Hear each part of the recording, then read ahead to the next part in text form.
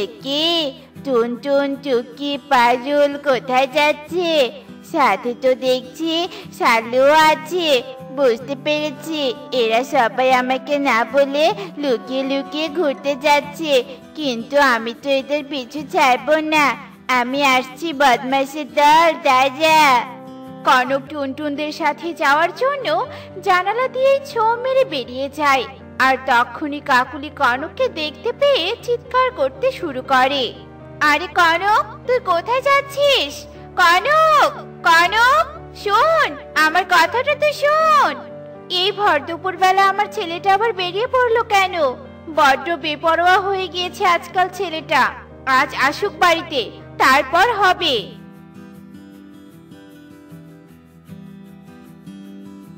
টোনা, আজ বুঝি আর ডাল কাটতে হবে না। এসব ডালগুলোই ফাঁকা জায়গায় নিয়ে গিয়ে তো কাটতে হবে, আবার এগুলো নিয়ে বাজারেও যেতে হবে। নেমে এসো গাছ থেকে। সেটাও ঠিক, তবে টুনি, আজ কিন্তু আমার বাজার থেকে ফিরতে রাত হতে পারে। তুমি বরং বন থেকে কিছু ফল সংগ্রহ করে নিয়ে যেও, রাতে যেন আবার না খেয়ে থাকতে না হয়। আচ্ছা ঠিক আছে, সে ব্যবস্থা না হয় আমি করব। আগে ভ্যানটা এখানে নিয়ে এসো। এই ডালপালাগুলো ভ্যানে তুলতে হবে তো। আর তুমি এগুলো নিয়ে ফাঁকা জায়গায় কাটতে যাও, তারপর আমি ফল সংগ্রহ করতে যাব। এরপর টোনা ভ্যান নিয়ে পড়ে থাকা ডালগুলোর কাছে যায়, আর দুজনে মিলে সব ডাল ভ্যানের উপর তুলতে শুরু করে। আর ডাল তোলা শেষ হতেই টোনা ভ্যান নিয়ে চলে যায়, আর টুনি উড়াল দেয় ফল খোঁজার জন্য। হায় বিধাতা, আজ যেন পথ শেষ হতে চাইছে না। এত জোরে দৌড়াচ্ছি, তবুও যেন টুনির বাসায় পৌঁছাতেই পারছি না।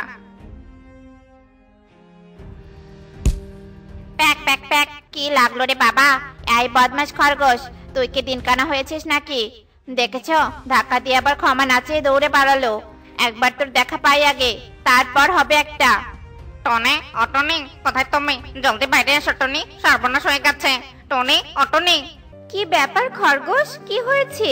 তুই এভাবে হাঁপাচ্ছিস কেন? কি হয়েছে বল তো শুনি। তোমার অনেক বড় সর্বনাশ হয়ে গেছে। টোনা দাদার শরীরের উপর গাছের বড় ডাল পড়ে টোনা দাদা মারা গেছে। না না না না, আমি বিশ্বাস করি না। টোনা!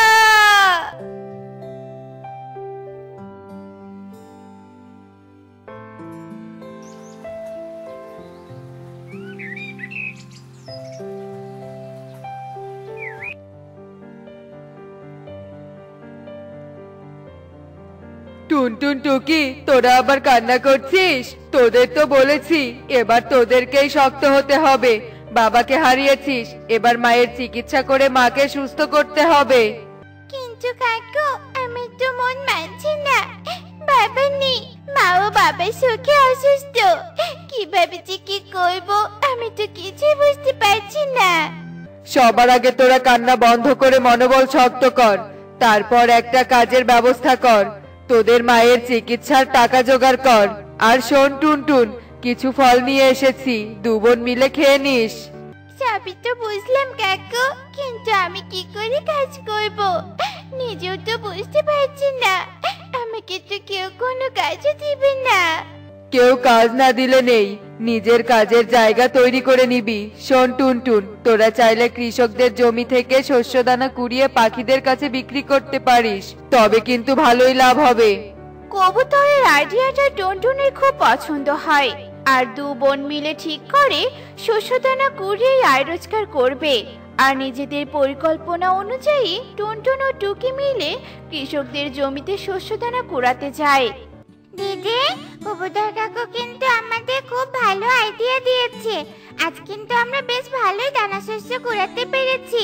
এগুলো বাজারে বিক্রি করলে বেশ কিছু টাকা পাবো। হায় হায় রে, শেষ করে ফেললো রে। নতুন চারা গজানোর জন্য আমি জমিতে দানা শস্যগুলো ফেলেছিলাম, বদমাশ পাখির দল আমার জমির সব শস্য শেষ করে ফেললো রে।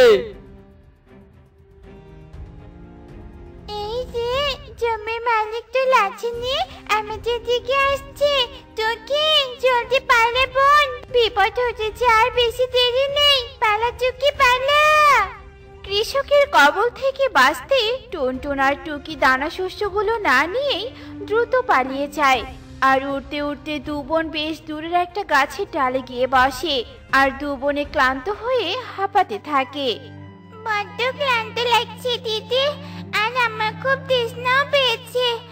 কত কষ্ট করে শস্যগুলো সংগ্রহ করলাম, অথচ সেগুলো আনতেও পারলাম না, বরং এত তাড়াহুড়ো করে পালাতে গিয়ে ক্লান্তি বাড়লো। চলো দিদি, জল খেয়ে আসি আগে। আমারও তৃষ্ণা পেয়েছে রে বোন, কিন্তু শস্য দানাগুলোর কাছে তো আমি ভুলতেই পারছি না। কি লাভ হলো এত কাজ করে? সেটাই তো বলছি দিদি। তবে দিদি এখন চল তো, জল খেতে চাই। আমার যে তৃষ্ণায় গলা একেবারে ফেটে যেতে চাইছে। কিন্তু এই চুলের বনে আমি জল কোথায় পাবো বোন? আমরা যে অনেক দূরে চলে এসেছি।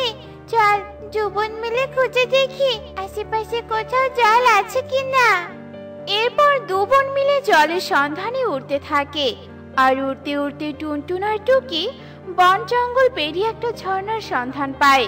আর ঝর্ণার জল পড়ে বেয়ে যাওয়া নদীর ধারে টুনটুন আর টুকি যায়। আর দু বোন মিলে মন ভরে জল খেতে থাকে। এই নদীর জল তো ভারী মিষ্টি, খেয়ে খুব শান্তি পেলাম। তৃষ্ণা দূর হয়ে মনটা কেমন জানি ভরে গেল। ঠিকই বলেছিস দিদি, জল খেয়ে তো এখন তৃষ্ণা মিটলো, কিন্তু রাতে আমরা খাবো কি? আর মাকে বা কি খাওয়াবো? মাকে তো আর জল খাইয়ে রাখা যাবে না। কথা ঠিক, কি যে করবো আমি তো নিজেই বুঝতে পারছি না। চল কোথাও একটু বসি, বিশ্রাম নেই, তারপর না হয় ঠান্ডা মাথায় চিন্তা করে দেখবো। আরে এটা কে? দেখে তো মনে হচ্ছে এটা একটা শুটকি মাছ। দিদি, খাবারের চিন্তা করতে করতে দেখ খাবারও জুটলো। আমরা এই শুটকি মাছটাই নিয়ে যাই, রাতে এটাই ভুনা করে খাবো। কথাটা মন তো নাই, কিন্তু শুটকিটাতে তো অনেক ধুলো ময়লা। আমি বরং এই শুটকিটা ধুয়ে নিয়ে আসি বোন। নদীর জলে ধুয়ে নিলে ময়লা দ্রুত পরিষ্কার হবে। ঠিক বলেছিস দিদি, তবে চল আমিও যাচ্ছি তোর সাথে দিদি। শুটকি মাছটা নিয়ে টুনটুন আর টুকি নদীর জলের কাছে যায়। আর শুটকি মাছটা ধোয়ার জন্য নদীর জলে দিতেই শুটকি মাছটা ফুলতে শুরু করে আর আস্তে আস্তে একটা প্রাণবন্ত মাছে পরিণত হতে শুরু করে। আর টুনটুন টুকি ভয় পেয়ে সেখান থেকে সরে যায় আর মাছটা মুহূর্তেই পরিতে পরিণত হয়। এটা কি করে হলো? আমি তো বিশ্বাসই করতে পারছি না, শুটকি মাছ থেকে সরাসরি পড়ি। হ্যাঁ ছোট পাখি, তুমি বিশ্বাস করতে না পারলেও আমি পড়ি। আসলে এক জাদুকরের কালো জাদু রুখতে গিয়ে জাদুকরের সাথে আমার সংঘর্ষ হয়। আমি জাদুকরকে আহত করলেও জাদুকর মৃত্যুর আগে আমাকে শুটকি মাছ বানিয়ে দেয় আর অভিশাপ দেয়, এই ঝর্ণার জল শরীরে না পড়লে আমি কখনোই মুক্ত হতে পারবো না। ও, এবার বুঝতে পেরেছি। তাই তো জলে পড়তেই তোমার পরিবর্তন হয়েছিল। যাক, তোমার উপকার করে ভালোই লাগলো। আমিও তোমাদের উপকার করতে চাই, এই জাদুই বীজটা নাও। এটা রোপণ করলেই মুহূর্তেই গাছ হবে আর ফসলও হবে, আর এত ফসল হবে যে বিক্রি করেও শেষ করতে পারবে না। পরীর দেয়া বীজটা নিয়ে টুনটুন আর টুকি বাসায় যায়। আর বীজটা রোপণ করতে একটা বড় পটল গাছ হয় আর গাছ ভর্তি পটলও হয়। টুনটুন কৌতূহলবশত একটা পটল তুলতেই সেখানে আরো 3টা পটল হয়। একে একটা পটলের জায়গায় 3টা পটল? পরে সব কথাই তো সত্যি হচ্ছে। এবারে পটল চাষ করে আমাদের আর্থিক সংকট দূর হবে। ঠিক বলেছিস দিদি।